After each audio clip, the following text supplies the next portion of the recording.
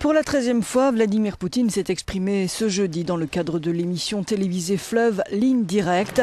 4 heures de questions-réponses entre le président russe, les journalistes et le public. Gros dossier, l'économie, sur lequel le chef du Kremlin s'est employé à rassurer des citoyens affectés par la crise économique liée au cours du pétrole et aux sanctions internationales. Il ne faut pas s'attendre à une levée des sanctions, a-t-il estimé. C'est une question purement politique. Pour certains de nos partenaires, il s'agit d'une stratégie, a-t-il expliqué, pour limiter notre développement.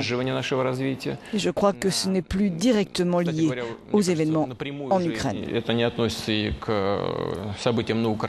Il faudra peut-être moins de 2 ans pour se remettre des sanctions. C'est ce qu'indique le rapide renforcement du rouble, a précisé Vladimir Poutine, jugeant que l'économie avait passé le pic des difficultés.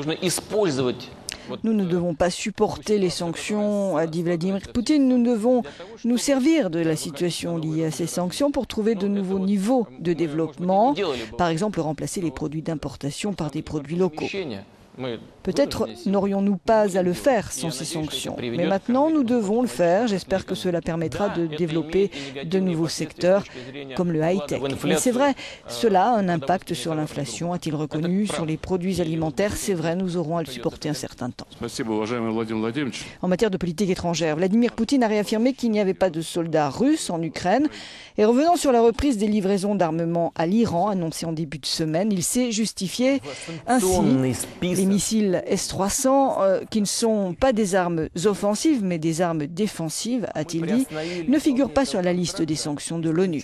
Nous avions suspendu leur livraison en 2010 unilatéralement.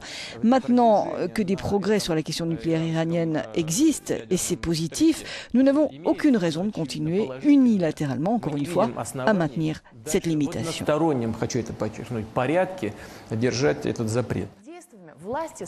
Cette année, le record des appels a été battu, selon les producteurs de l'émission, qui ont indiqué que plus de 3 millions de messages et de demandes avaient été adressés au chef de l'État russe.